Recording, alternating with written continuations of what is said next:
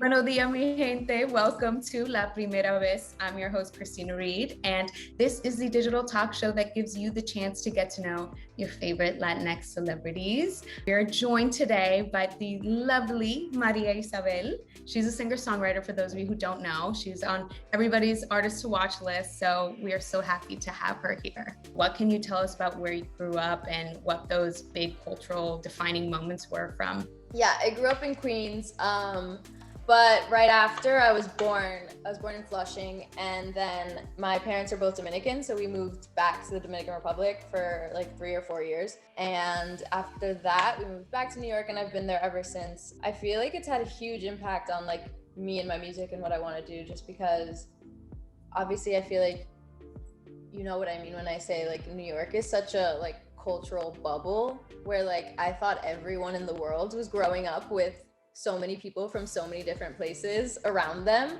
Honestly, LA's kind of given me that like culture shock where there are like areas of LA where there aren't a lot of, I mean, obviously there's a huge Latin population here, but there are certain parts of LA where I don't find that. And I'm just like, wait, people live in places where there aren't people from all over the world, especially Queens. Like, I think I read a stat somewhere that said that Queens is like the most diverse place in the whole wide world, which is just crazy to think. And I'm like, I can't believe I ever took it for granted.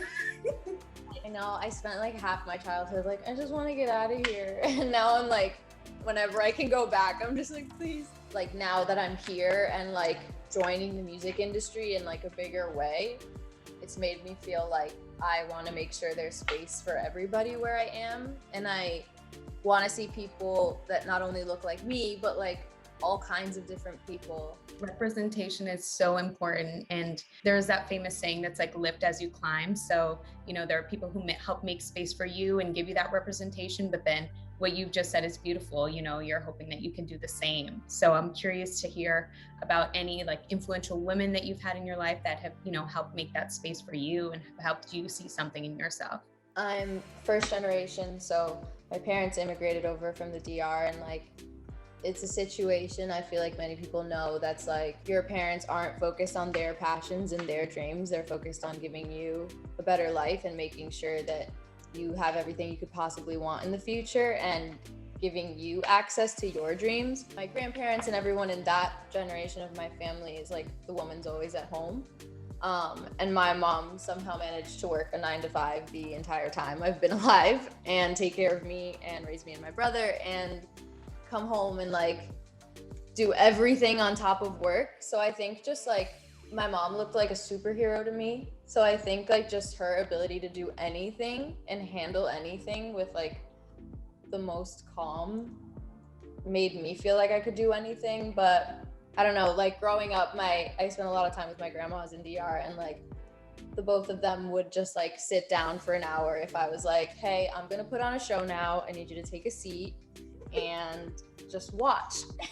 And like I don't have songs, I've like rehearsed a dance, like let's do this, and they would just like literally sit down and cheer me on for an hour and like still talk about it all the time. Those women like letting me be who I was, but also watching them do the things that they did had such a huge impact on me. That's making me smile so much because moms are superheroes. I read this poem the other day. I mean, I read it a long time ago, but I just read it again it's like Ada Limon, and she reminiscing on like time spent with her mom. And at the end of the poem, she's like, I see a mom and her daughter across the street, and her mom's like holding the umbrella over a child. And she's like, my whole life, I've wondered how I've never gotten wet, and it's because of her. And I was like, oh my God.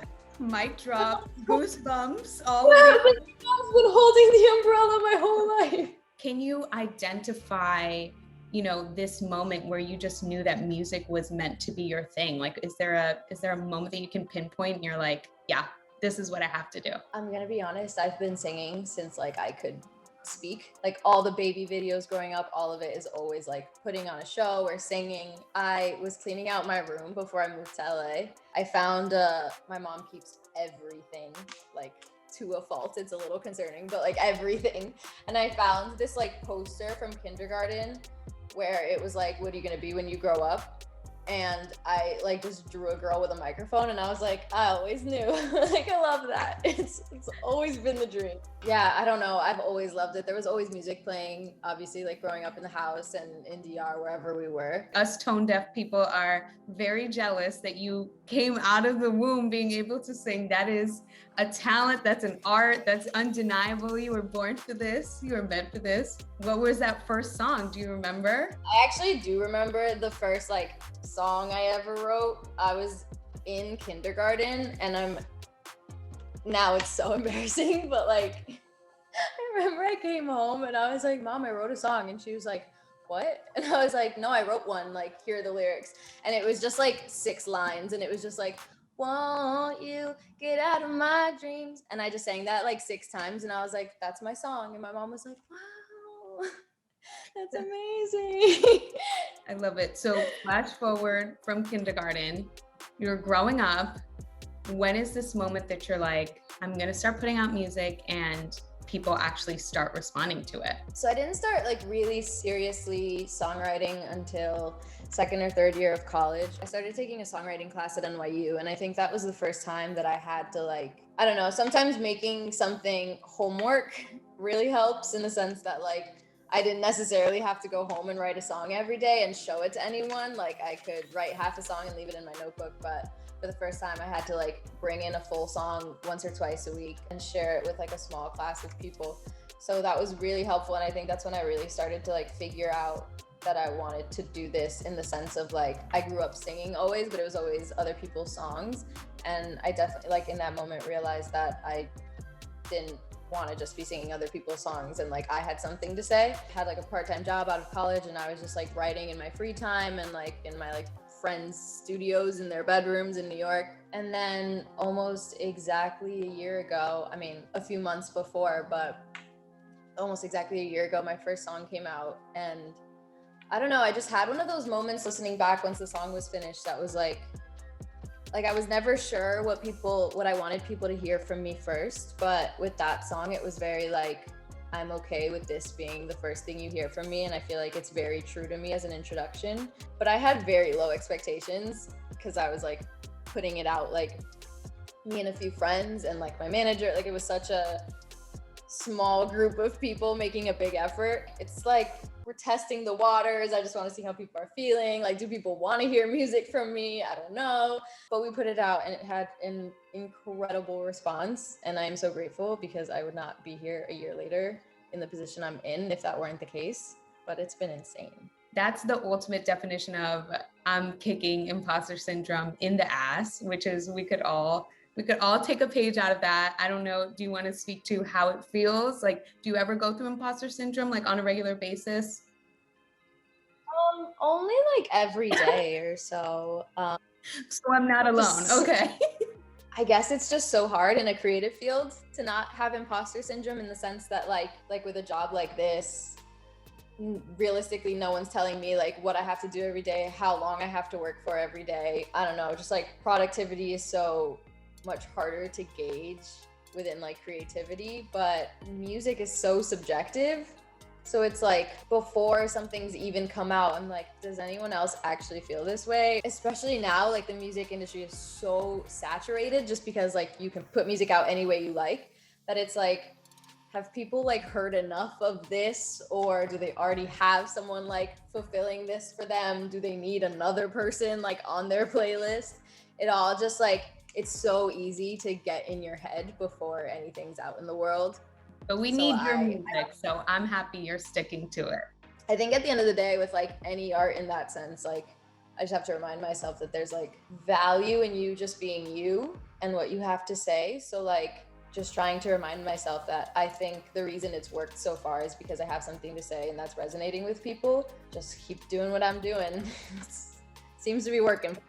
It is working for you, and we need you to keep on doing what you're doing, okay? That's what I keep on telling myself. Affirmations are so real, and like the self-doubt is just as real. So we need to work a little harder, okay? Because the devil works hard, but I can work a little harder. It never occurred to me that like if your like friend was talking about self-doubt, you'd be the first one to be like, oh my God, no, you're amazing. Like, don't feel that way. You did this, this, and this. Like, look at all the stuff you've done. And then like, when it comes to me, I'm always like, yeah, I'm an imposter. And then it's like, why wouldn't you turn around and say the same things to yourself? Like, you're you, take care of you. So I feel like that's like on ourselves. Like a new mindset I have. I'm treating me like my friends. Like, I love me.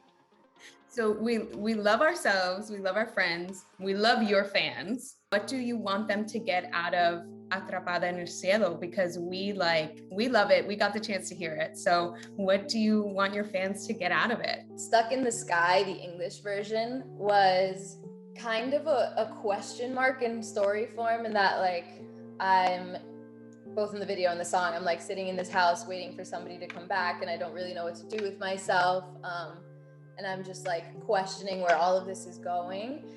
And at the time, I was fine ending the story that way and just being like, we'll figure it out. Let's move on to new music. And the whole project was about a long distance relationship. And at the end, like right when I put it out, I got so many messages from people telling me that they were so grateful that the song existed because it helped them get through a breakup.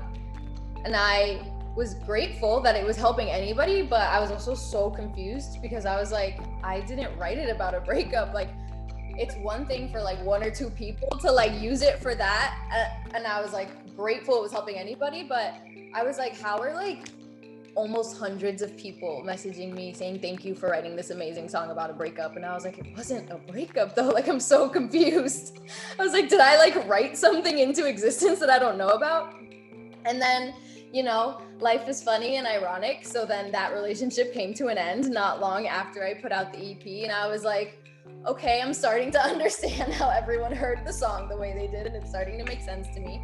And then I think because of the way I was feeling after the breakup and like spending time, I mean, it was a long relationship, so I'm spending time alone for the first time in like 3 years. And I think like that made me want to add one more song to the story. And it felt right to just kind of like take Stuck in the Sky and like make it feel mine again, and like make it feel like it was about me, and end the story with what's changed for me. And I think that like Atrapada en el Cielo becomes me taking action and like taking my power back in that song, and that like, I'm done waiting for you and I'm moving on. We can both acknowledge that like things aren't great and we spend a lot of time apart and things have changed, but like, I'm gonna go.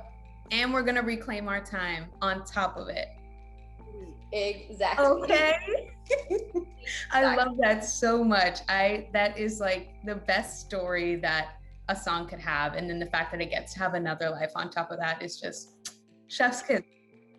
Honestly, I was like, it was more for me. Like, I needed to get those feelings out. And then like, I heard it back, and honestly, I love it twice as much as the English version. And I'm like, I'm so happy this exists. So we're just about done. We have about time for our last question. Can you tell us about any other full circle moments that you've had so far that have made all of this feel worth it? You know, you've put yourself out there, you have the amazing fan response, it's only up from here. You know, where do we go from here? I'm gonna be honest, I haven't really told anybody this yet, but is this an exclusive? This is just a secret, straight up. Okay, flat out, this is a secret, y'all.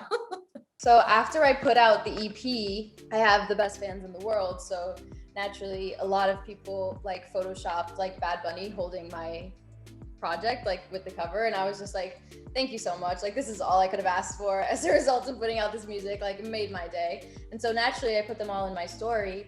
And then like, I put my phone down for a little bit and I pick it up again. And like, Bad Bunny was just like, ha ha ha ha, that's so funny. And I was like, you're like, I was like, you know who he is. Does he know who he is? But like, just this like, obviously like, I admire and respect him in so many ways for all that he's done for like Latin music in America, in the sense that like, my dude is like #1 on all the charts, and I'm just like, hats off to you. We never see that. And I mean, it's hilarious, like growing up listening to reggaeton and like Latin music all the time, and now it's in America and everyone thinks it's like brand new, and we're like, we actually grew up with this, but I'm glad glad you guys appreciate catch up. You're about 20 years too late, but like we'll let you guys rock. But yeah, exactly. As long as it's here now, it's all good. I like love his music so much. I like could not just be like, yeah, it's hilarious. Like I was immediately like, I am gonna be honest with you, I love you. You're a legend and your music's incredible. And he was like, thank you so much. Like congratulations on the project and blah blah. And I was like, I don't know if he listened. He said congratulations on the EP. I'm like, that's all I needed. The EP's forever good. That's a Bad Bunny stamp of approval. I'm so happy you share that with us because I think that's all anybody ever needs. Like, let me go slide into his DMs next, please.